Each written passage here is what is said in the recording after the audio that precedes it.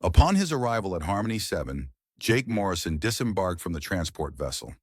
This enormous space station, adrift in neutral territory, functioned as the headquarters for the Galactic Alliance High Command. As Earth's newly assigned military liaison, Jake felt an admixture of anticipation and apprehension regarding his posting. The docking bay hummed with ceaseless activity. Beings from numerous alien species traversed the corridors, their diverse physiologies creating a vibrant spectrum of hues and forms. Although Jake had meticulously studied each species during his training, observing them in person still filled him with wonder. He proceeded toward the security checkpoint, observing other delegates as they completed the screening process before him. A towering Krillian warrior, easily 7 feet tall with natural bone spikes protruding from his shoulders, surrendered an impressive plasma cannon to the guards. The weapon appeared potent enough to breach a starship's hull. Next, a group of Voidorn, their translucent blue forms shimmering, presented devices that emanated an arcane energy. Jake recognized these as psychic manipulators, armaments capable of disorienting an adversary's thoughts from across a battlefield. Even the Pacific Botanians, botanical entities rarely prone to conflict, were compelled to relinquish their thorn launchers, organic weapons designed to inject lethal toxins with precision. Reaching the checkpoint, Jake awaited his turn. The security scanner, a massive Alarian adorned with 4 arms and deep green skin, gestured him forward. "Species and clearance level?" the guard inquired in heavily accented standard. "Human Diplomatic Corps military liaison clearance," Jake responded, reaching for his identification. The Alarian scrutinized the ID, then Jake before waving him through without any scanning or weapon inspection. Jake paused, bewildered. "Don't you need to check me for weapons?" The guard's expression shifted to one of discomfort. "Humans are exempt from standard security protocols. Please proceed to level 7. "But why am I exempt?" Jake pressed.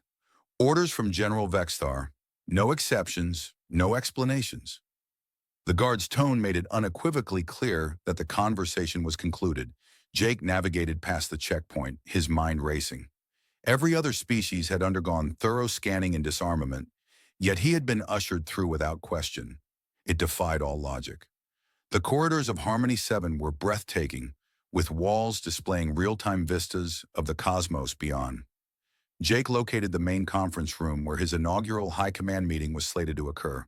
The room was immense, featuring a circular table spacious enough to accommodate representatives from all 47 Alliance species. Jake took his designated seat beside Lisa Park, humanity's chief negotiator. She was a woman in her 40s with sharp eyes and graying hair styled in a practical bun. "First day?" she queried with a knowing smile. "Yeah, strange thing happened at security, though. They didn't scan me at all." Lisa's smile faltered slightly. "They never scan humans. Don't worry about it." Before Jake could pose further questions, the meeting commenced. General Vexthar, the Alarian security chief, called the assembly to order. The agenda centered on a territorial dispute between the Krillians and the Hive Collective, 2 of the Alliance's more belligerent members. Ambassador Zector represented the Krillians. He was colossal, even by his species standards, with bone spikes polished to a gleaming white. His deep voice resonated through the translator system as he declared, "The Kepler mining system has been Krillian territory for over 50 cycles. We will not tolerate the Hive's illegal expansion into our space." Across the table, Hive Queen Zakath clicked her mandibles in a display of anger. The insectoid alien's multifaceted eyes mirrored the room's illumination as she retorted, "Your maps are outdated, Bone Singer. Our swarms established colonies in that system before your warriors even knew it existed. You violate our ancestral rights." The atmosphere in the room grew increasingly tense. Jake observed both parties escalating their aggression. Zector's bone spikes began to protrude further from his shoulders, a distinct indicator of rising Krillian ire. The Hive Queen's wings buzzed with agitation, and her attendants moved closer, forming a protective perimeter around her. Other delegates around the table shifted uneasily. The Voidorn's natural luminescence dimmed, while the Botanians' leaves rustled with disquiet. Jake realized that what had commenced as a diplomatic exchange was swiftly devolving into a far more perilous situation. Zector slammed his fist on the table, causing several smaller delegates to startle. The honor of the Krillian clans will not be questioned by insects. We have bled for that territory. Queen Zakath rose from her seat, her 6 legs clicking against the floor. Your blood means nothing to the hive. We swarm where we choose, and no bone singer will stop us. The room erupted. Delegates began shouting in dozens of languages, the translation system struggling to keep pace. Jake witnessed security guards advancing toward the doors, their hands gravitating towards their weapons. A catastrophe loomed. Then Lisa Park simply stood up. The effect was instantaneous and astonishing. Every voice in the room fell silent. All eyes pivoted to the human woman, who had neither raised her voice nor made any threatening gesture. "Gentlemen, ladies," Lisa uttered calmly, her tone conversational, "let's discuss this rationally." Jake watched in utter astonishment as both Zector and Queen Zakath immediately began to recede. The Krillian's bone spikes retracted, and his aggressive stance dissipated. The Hive Queen's wings ceased buzzing, and she settled back into her seat with what appeared almost like relief. "Of course," Zector rumbled, though he sounded confused by his own compliance. "Perhaps we should examine the historical records more carefully." "The Hive agrees," Queen Zakath added, her mandibles clicking in what Jake recognized as nervous assent. "Rational discussion serves all." The remainder of the meeting proceeded smoothly, with both factions consenting to submit their claims to neutral arbitration. Jake was utterly confounded by what had just transpired. Lisa had performed no action that should have resolved the conflict, yet her simple words had fundamentally altered the room's mood. As delegates exited after the meeting, Jake observed another unsettling detail. Every alien present gave the humans a wide berth as they navigated the space. None approached within arm's reach of either Jake or Lisa, and he could discern tension in their body language whenever the humans made sudden movements. Back in his quarters that evening, Jake endeavored to comprehend the events he had witnessed. He activated his personal tablet and began reviewing the day's occurrences, searching for any clue that might elucidate the peculiar treatment of humans. As he scrolled through his files, something caught his attention. A document fragment, marked with security classifications he had never encountered, had been uploaded to his system. The file was largely corrupted, but he could decipher a few lines. Project MindBridge, classification level, absolute secrecy, human psychological warfare capabilities, status, weaponized. Warning, unconscious deployment confirmed in 73% of test subjects. Recommend immediate isolation protocols for all human diplomatic personnel. Further research required to determine full extent of species-wide abilities. Jake stared at the screen, his blood chilling. Psychological warfare capabilities weaponized. What did it signify? And why had this file appeared in his system? He recalled the meeting, Lisa's effortless resolution of the conflict with mere words, the aliens' persistent avoidance of humans, and the inexplicable security exemption. For the first time since his arrival at Harmony 7, Jake began to suspect that humans were accorded different treatment, not out of trust, but because they possessed a dangerous quality he had never conceived of. Jake endured a sleepless night, fixated on the enigmatic file fragment. By morning, his decision was made. He required answers, and Lisa Park was the only individual who might possess them. He located her on the station's observation deck, sipping coffee and gazing at the stars through the immense viewing windows. The space surrounding Harmony 7 teemed with vessels from across the galaxy, their diverse designs reflecting the Alliance's technological variety. "Lisa, we need to talk," Jake stated, settling into the chair opposite her. She looked up from her coffee, noting the urgency in his voice. "What's on your mind?" Jake activated his tablet and presented her with the corrupted file. "This appeared in my system last night. Project MindBridge, psychological warfare capabilities." "Do you know what this is about?" Lisa scrutinized the screen, her expression meticulously neutral. "I've never seen this file before," she finally conceded, "but I've heard whispers about something like this." "What kind of whispers?" "The kind that suggest our diplomatic successes aren't entirely due to our charm and intelligence?" Lisa gently set down her coffee cup. Jake, have you ever wondered why human negotiations seem to proceed so smoothly? Why conflicts de-escalate when we become involved? Jake reflected on yesterday's meeting. What you did with the Krillians and the Hive Collective wasn't normal, was it? I don't know what you mean by normal. I just asked them to be rational. But they were ready to fight. Zector was fully aggressive, and Queen Zakath was prepared for war. Then you stood up, said a few words, and they both backed down completely. Lisa remained silent for a long moment. There might be something to what you're thinking. Are you willing to help me investigate this? Over the ensuing days, Jake and Lisa collaboratively delved deeper into the enigma. They leveraged their diplomatic access to scour classified alliance records, seeking any mention of unusual human abilities or incidents. What they unearthed was unsettling. The initial significant discovery emerged from a military database. 3 years prior, during the intense conflict at Kepler Station, an extraordinary event unfolded that irrevocably altered humanity's standing within the galaxy. Captain Roy Bennett found himself leading the defense of Kepler Station against a formidable Krillian assault. Despite its critical importance as humanity's primary research facility, the station was inadequately fortified.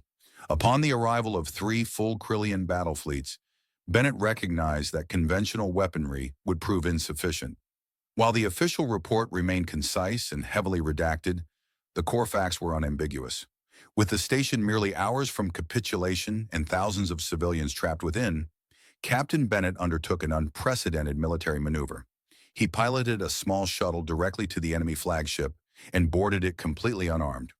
Although the subsequent events were only recorded in fragments, their outcome was irrefutable. The entire Krillian battle fleet surrendered without firing another shot.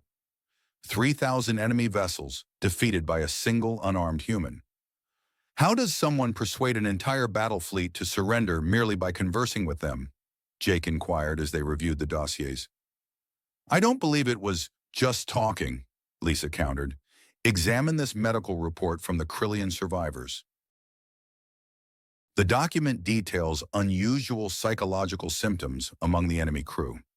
Many reported experiencing overwhelming shame and despair during Bennett's visit to their vessel.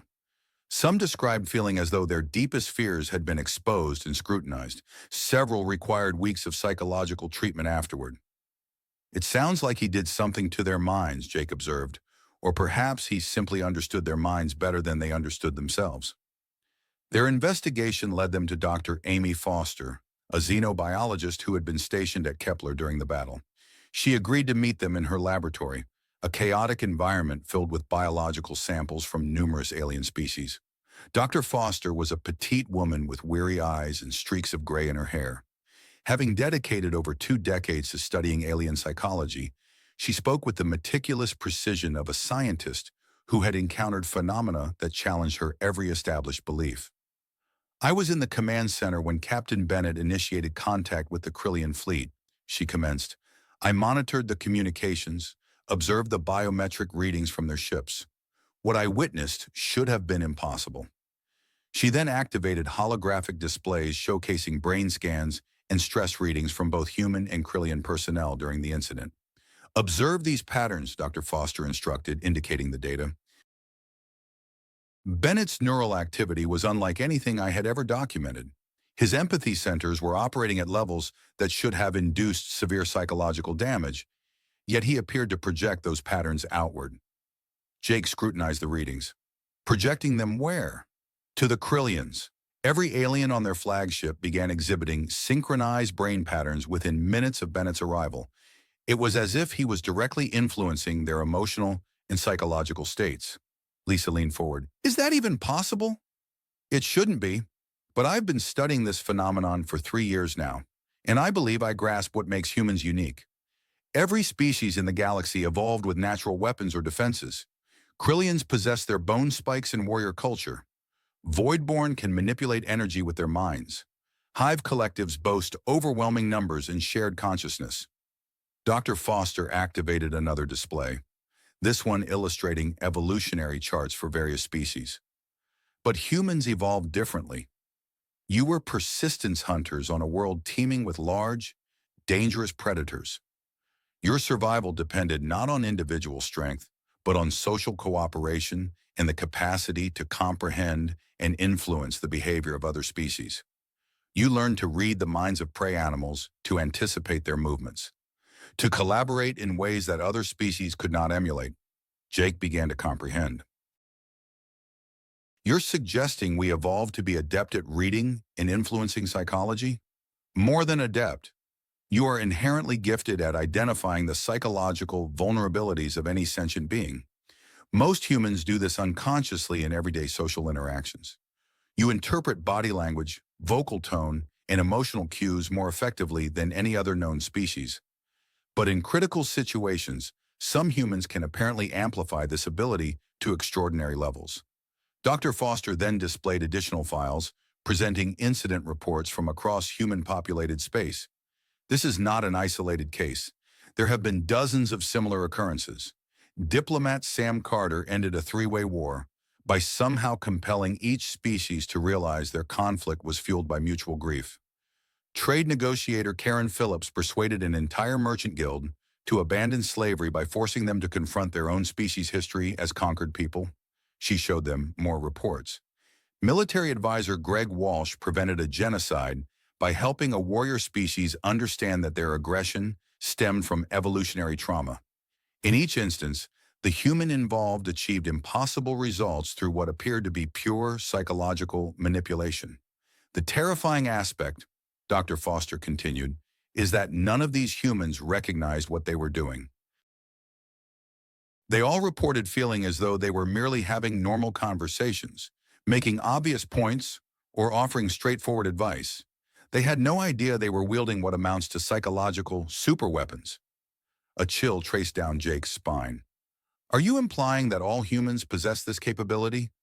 To some extent, yes. Every human possesses these abilities, but most utilize them at very low levels. During normal social interaction, you unconsciously mirror the emotional states of those around you. You instinctively know what to say to comfort someone who is distraught. You can sense when someone is being untruthful or concealing something. Lisa remained silent for a moment before posing the question Jake dreaded hearing. If this is true, if humans genuinely possess these abilities, then why are we permitted in high command at all? Why isn't every government in the galaxy terrified of us? Dr. Foster's expression turned somber. Who says they aren't? Jake, why do you believe you're exempt from weapon scanning? It's not because you're trusted. It's because conventional weapons would be superfluous. A human with conscious training in psychological manipulation could potentially drive entire species to madness or suicide. The enormity of the revelation settled upon them. Jake considered every diplomatic triumph humanity had achieved, every conflict they had resolved, every negotiation that had gone in their favor. How many of those victories had been secured not through skill or wisdom, but through unwitting psychological warfare? There's something else, Dr. Foster said quietly. The Alliance has been covertly studying human psychology for years. They are attempting to understand the full scope of your abilities, and they are trying to develop defenses against them. She presented them with one final file, marked with the highest security classifications. They call it the human problem. The question isn't whether humans are dangerous. The question is whether the galaxy can survive if humans ever learn to consciously wield their abilities. Jake stared at the file, finally understanding why he had been waved through security, why aliens maintained their distance from humans, why Lisa's simple words could diffuse conflicts that should have escalated into war. Humans were not trusted to enter high command unarmed. They were so inherently dangerous that equipping them with weapons would be akin to providing explosives to a species that breathed fire.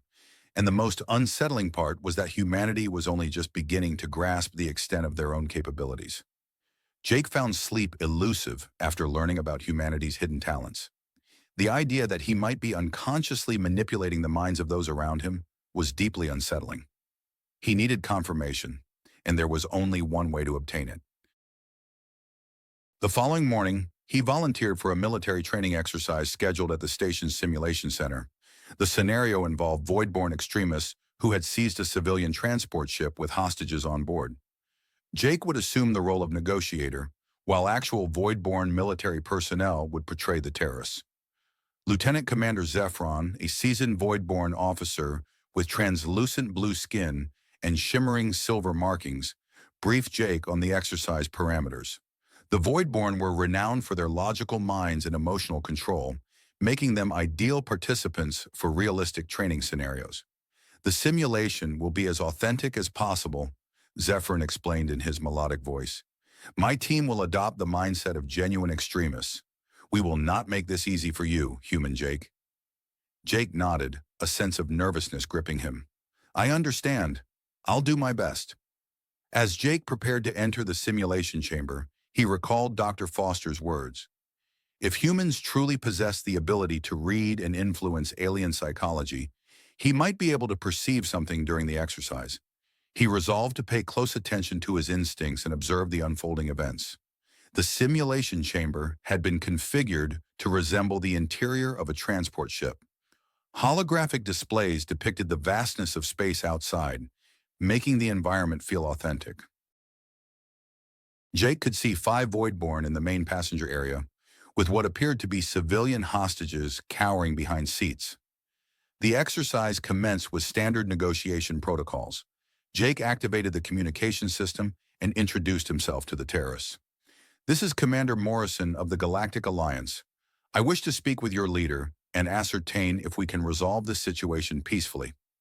One of the Voidborn, bearing the insignia of a radical faction, responded with characteristic extremist rhetoric. The Alliance has oppressed our people for far too long.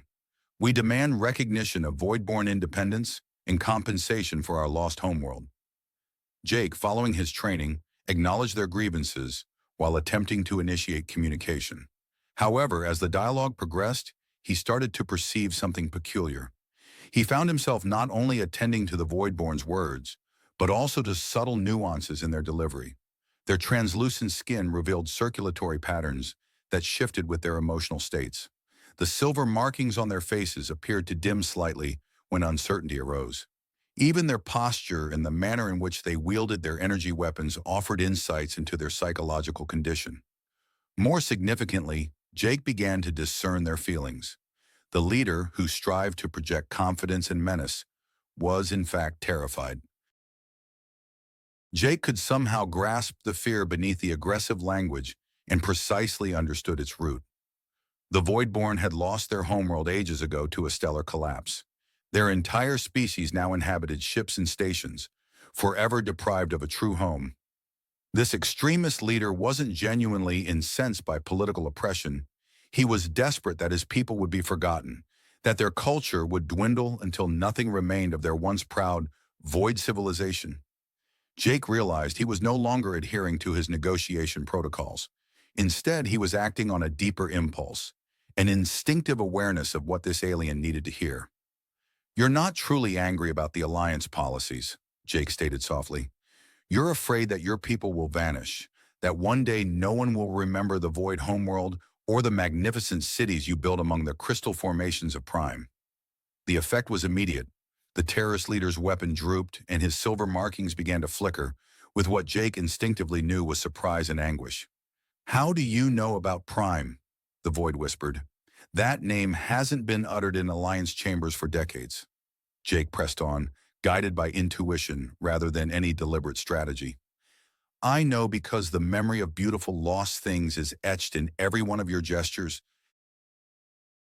Your people carry the sorrow of a dead world in your very DNA, and that sorrow makes you fear that someday you'll lose everything else too. The other Voidborn in the simulation also began to lower their weapons. Jake observed tears welling in their large dark eyes. The artificial hostage situation dissolved as the aliens reacted to something profound, beyond mere political theater. We dream of crystal spires every night, one of them murmured. We teach our children songs about a world they will never see. But the Alliance members, they never inquire about our dreams. They only perceive us as useful allies or potential threats. Jake experienced an odd sensation, as if he were connected to their emotional state in a way that transcended ordinary communication. He could sense their loneliness, their apprehension, their urgent need to be understood and remembered. Your dreams matter, he declared. Your lost world matters. The Alliance doesn't need to fear you to respect your grief. And respecting your grief doesn't imply capitulating to extremism. It means discovering a way to honor your past while building a future. The simulation should have continued for another hour, but suddenly the holographic environment flickered and shut down. Real Alliance security personnel rushed into the chamber, their faces etched with concern and confusion. Dr. Foster appeared at Jake's side, her medical scanner already activated and aimed at the Voidborn participants. "End exercise," she announced. "All personnel report for psychological evaluation immediately." Lieutenant Commander Zephyrin approached Jake, his silver markings still fluctuating with distress. "What did you do to us?" he asked, his voice trembling. "When you spoke about our homeworld, it felt like you were reaching into my mind and touching memories I keep buried. We all felt it. The pain was real, but so was the understanding." Jake gazed at him, comprehending what had transpired. "I don't know. I was just trying to understand what you really needed. No weapon we possess could affect us the way your words did," Zephyrin continued. "You didn't threaten us or trick us. You made us feel truly seen for the first time in decades. But the intensity of that connection, it was overwhelming." Dr. Foster was examining her scanner readings with increasing alarm. "Jake, I need to speak with you privately, now." They moved to a secure briefing room where Dr. Foster presented Jake with the biometric data from the exercise. "Look at these neural patterns," she said, indicating the holographic displays. "During the final minutes of the simulation, your brain activity was synchronized with all 5 Voidborn participants. You were somehow sharing their emotional state while simultaneously influencing it." Jake studied the readouts, confirming the undeniable evidence of what had occurred. "I could feel what they were feeling. Their fear, their grief, their need to be understood. It was like I was inside their minds and they were inside yours to some extent. This level of empathic connection should be impossible between different species. Our brain structures are completely different. But somehow you created a temporary psychological link that allowed genuine emotional communication." Dr. Foster pulled up additional data illustrating the stress responses of the Voidborn participants. "The good news is that you use this ability to heal rather than harm. You help them process grief they've been carrying for generations. But Jake, the potential for damage is enormous. If you had chosen to exploit their vulnerabilities instead of addressing them, you could have caused severe psychological trauma." Jake felt ill. "Are you saying I could have driven them insane?" "Possibly. We don't understand the limits of human empathic abilities yet. What we do know is that you can identify and interact with the deepest psychological structures of alien minds. Used carelessly, that power could destroy individuals or even entire cultures."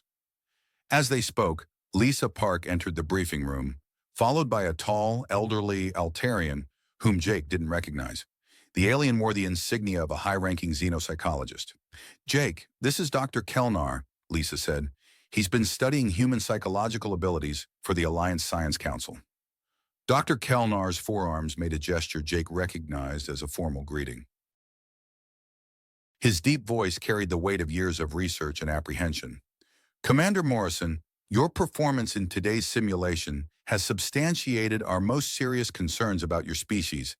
We have been monitoring human diplomatic and military activities for several years now, and the pattern is unmistakable." He activated a holographic display showcasing dozens of incident reports from across the galaxy. "Humans don't just read emotions better than other species. You instinctively comprehend the deepest insecurities, desires, and psychological structures of any sentient being you encounter. In the wrong hands, this ability could shatter the psychological stability of entire civilizations." Jake looked at the reports, witnessing case after case of humans achieving improbable results through what seemed like simple conversation. "But we don't do this on purpose," Jake protested. "I had no idea what was happening during the simulation."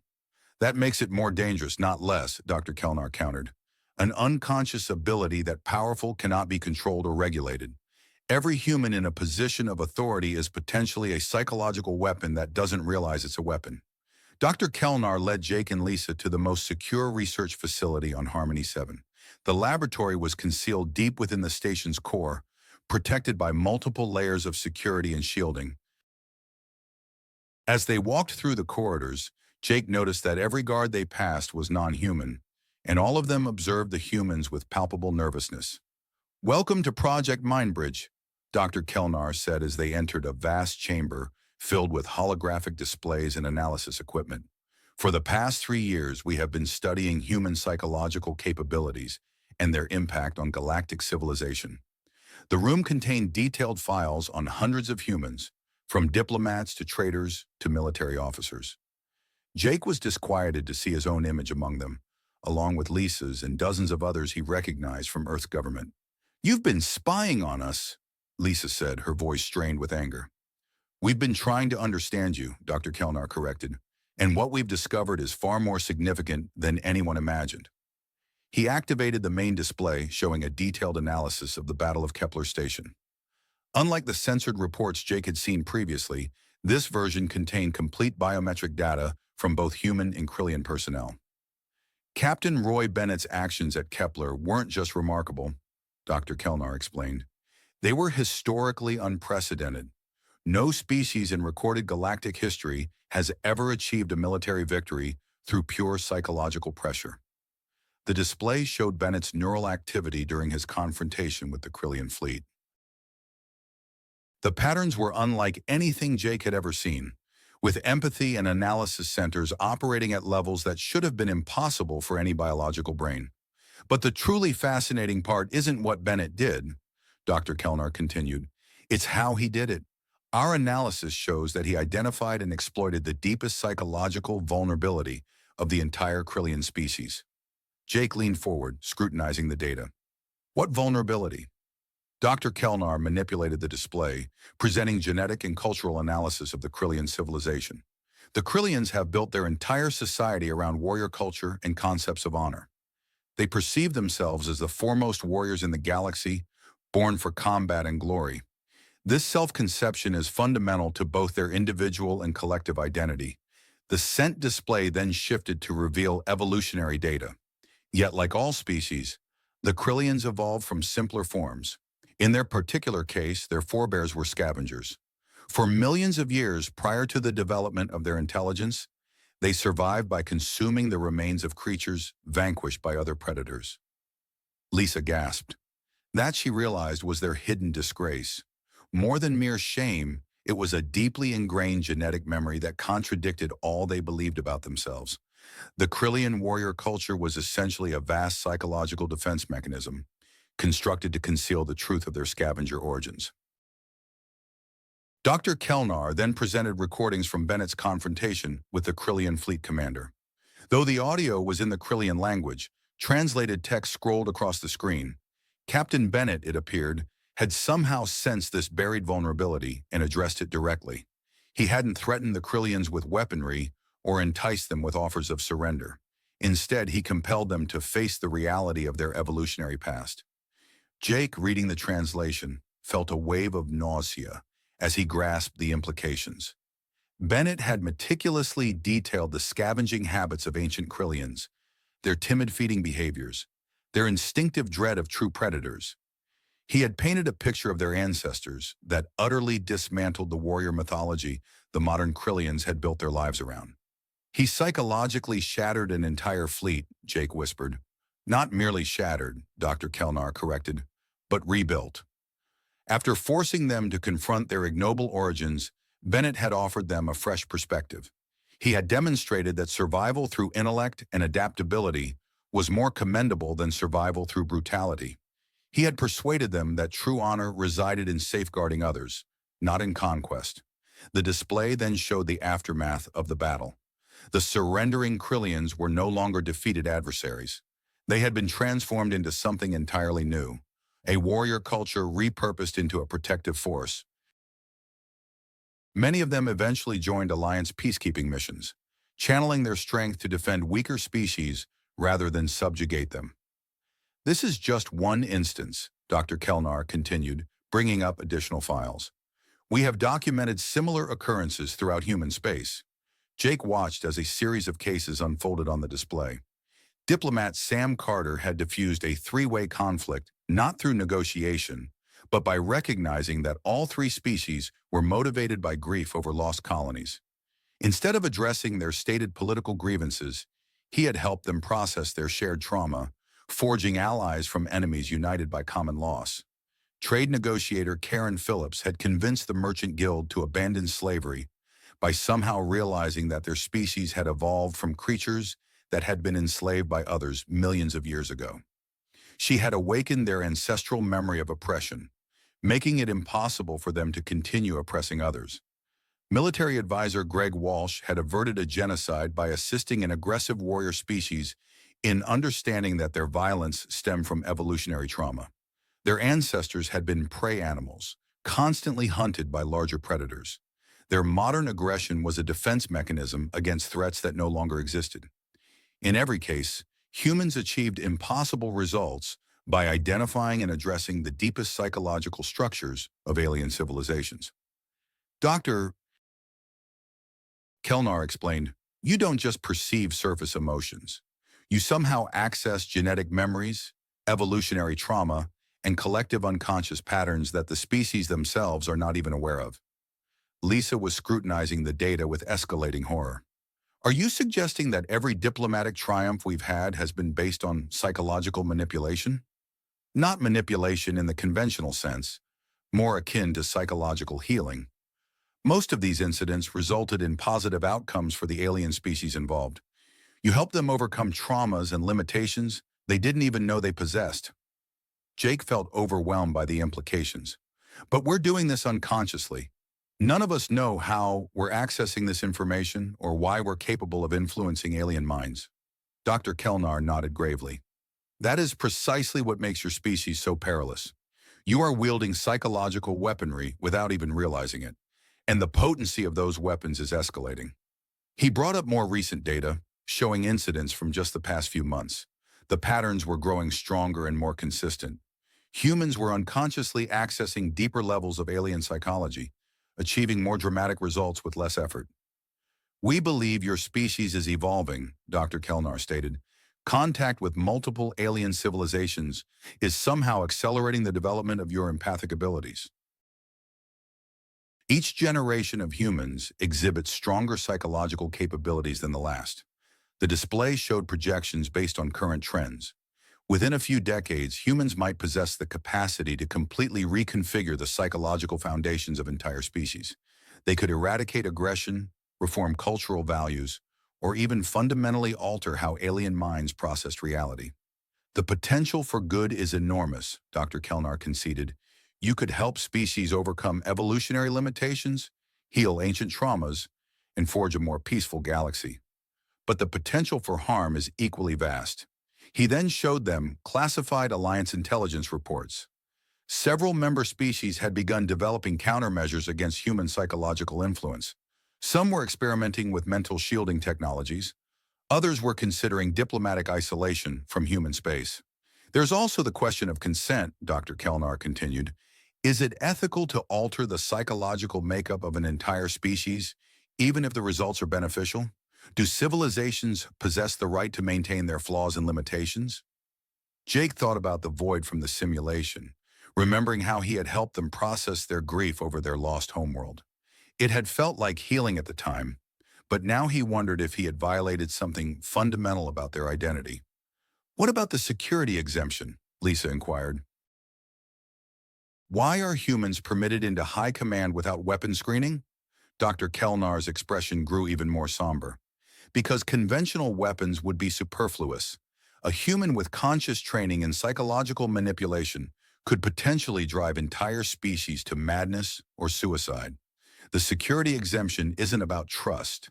It's about recognizing that you are already armed with the most dangerous weapons in the galaxy." He activated one final display, showing psychological profiles of known human extremists and criminals. "This is our greatest fear. So far, humans have used these abilities responsibly, largely because you don't realize you possess them. But what happens when someone decides to use them deliberately for harmful purposes? What happens when a human dictator learns to weaponize empathy?" Jake stared at the profiles, finally understanding why the Alliance was so apprehensive. In the wrong hands, human psychological abilities could devastate civilizations from within, turning species against themselves or impelling them to collective insanity. There's something else, Dr. Kelnar said quietly. The Alliance Council has been debating what to do about the human problem for months. Some advocate for establishing strict controls on human movement and activities. Others believe your species should be isolated until we better comprehend your abilities. The crisis arrived without warning, just as Jake was beginning to grasp the true scope of humanity's psychological capabilities. Emergency alarms echoed throughout Harmony 7 as reports flooded in from across the galaxy. Ancient machines, long believed extinct, had suddenly reappeared and were systematically attacking Alliance worlds. Jake rushed to the emergency command center, where chaos reigned. Holographic displays depicted devastating assaults on 3 different star systems. The weapons being deployed were beyond anything in the Alliance arsenal, capable of obliterating entire fleets with single shots. General Vexar's 4 arms moved frantically across control panels as he coordinated the Alliance response. All available fleets are moving to intercept, but our weapons are useless against their technology. We've lost contact with the Meridian system entirely. Dr. Kelnar appeared at Jake's side, his expression grim. The attackers call themselves the Void Wraiths. According to our archives, they were a machine intelligence created by an extinct organic species dubbed the Architects. We thought they were destroyed along with their creators 5 million years ago. On the main display, a chilling image materialized. The Void Wraiths resembled mechanical ghosts, their ships flowing through space like liquid metal while maintaining impossible geometric forms. They moved with purpose and intelligence, yet their communications were nothing but static and electronic screams. Admiral Pete Collins, humanity's highest-ranking military officer, entered the command center with Lisa close behind. Collins was a veteran of dozens of conflicts, but even he looked shaken by what he was witnessing. "How many ships do they have?" Collins asked. "Unknown," Vexar replied. "They seem to be self-replicating. Every system they attack, they convert the local resources into more Void Wraith vessels. At their current expansion rate, they could control half the galaxy within 6 months."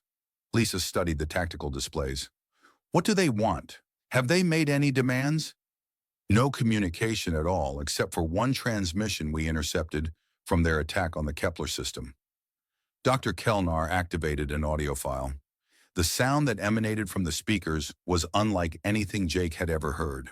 Though mechanical, it resonated with profound emotion. Electronic voices intertwining in sorrowful and furious harmonies spoke in a tongue beyond the grasp of translation systems. "Our linguists believe it's morning," Dr. Kelnar explained. "The same phrases recur constantly, yet we can't discern what they grieve." Admiral Collins then addressed the assembled Alliance leaders. "What are our military options?" The response was grim. Every conventional weapon the Alliance possessed proved ineffective against Void Wraith technology. Their vessels were impervious to energy weapons. Kinetic assaults passed through them without consequence, and even nuclear armaments were absorbed, converting into additional Void Wraith energy. "There's one possibility," Dr. Kelnar stated softly, "but it involves capabilities we don't fully comprehend." All eyes turned to the human delegation. Jake felt the weight of anticipation and trepidation from every alien in the room. Admiral Collins broke the silence. "Are you referring to human psychological warfare capabilities? The Void Wraiths are artificial intelligences, but they clearly exhibit emotional responses. If humans can influence alien psychology, there's a chance they might affect machine minds too." Jake felt a wave of nausea. "You want us to weaponize our empathic abilities?"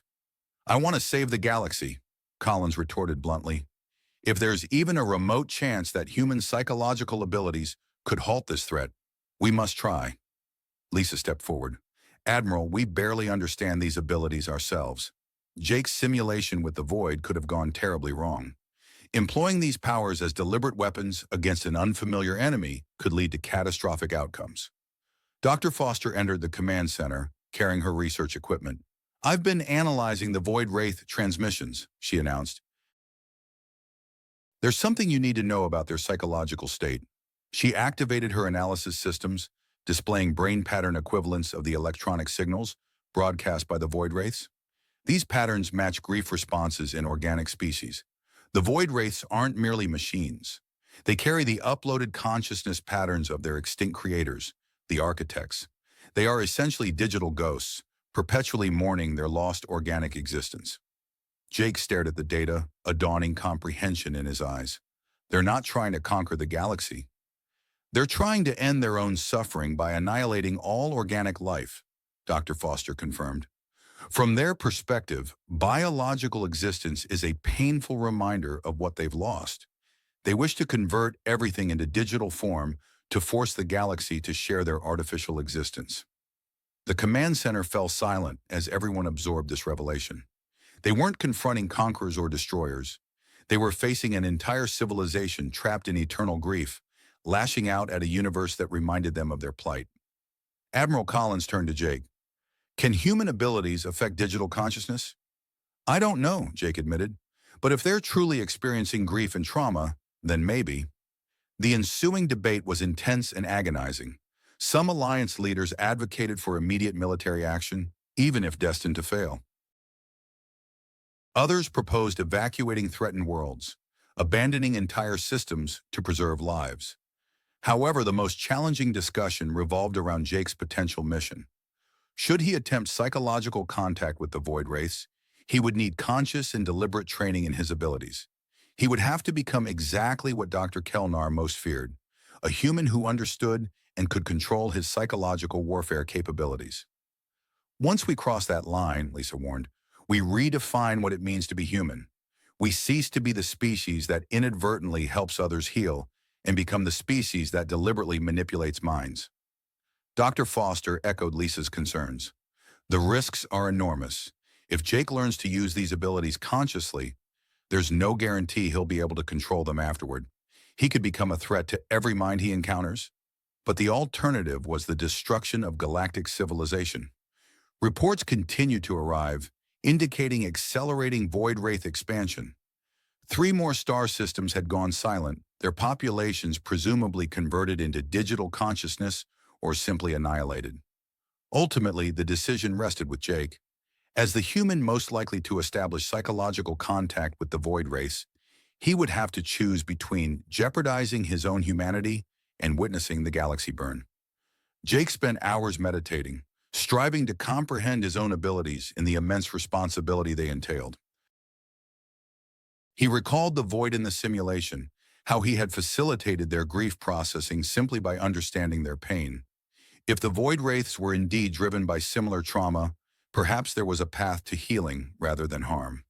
I'll do it, he finally declared. But not as a weapon. I want to try healing them, not destroying them. The preparation was unlike anything Jake had ever encountered.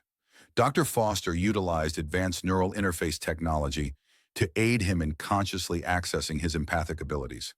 The sensation was overwhelming. Suddenly, he could perceive the emotional states of everyone around him, from General Vexthar's disciplined anxiety to Admiral Collins's desperate resolve.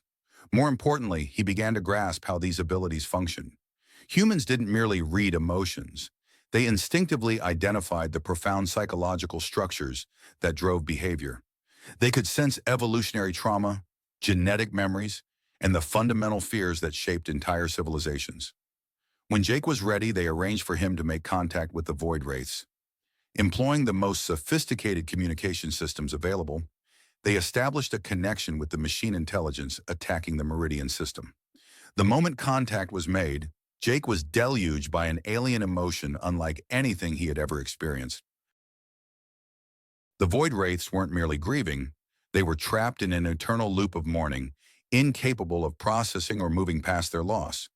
But as Jake extended his newly conscious empathic abilities, he made a crucial discovery. The machine intelligence was not truly emotionless. It carried the genuine grief of an entire species, billions of organic beings who had uploaded their consciousness to escape destruction, but had never learned to accept their new existence. I understand your pain, Jake said, his words transmitted across space to the Void Wraith fleet. You lost everything that made life meaningful. Your bodies, your world, your connection to the physical universe. But destroying others won't bring back what you've lost. The response was instantaneous and overwhelming. The Void Wraith fleet ceased its attack, and Jake felt their ancient grief wash over him like a tide. He experienced their memories of organic life, their desperate attempt to preserve their civilization by uploading it to machines, and their horror at discovering that digital existence felt empty and meaningless. "You're not alone in your loss," Jake continued, drawing on his understanding of psychological healing. "Every species in this galaxy has lost things they can never recover, but we've learned that remembering the past doesn't require destroying the future." Subsequently, Jake embarked on the most challenging psychological endeavor of his life.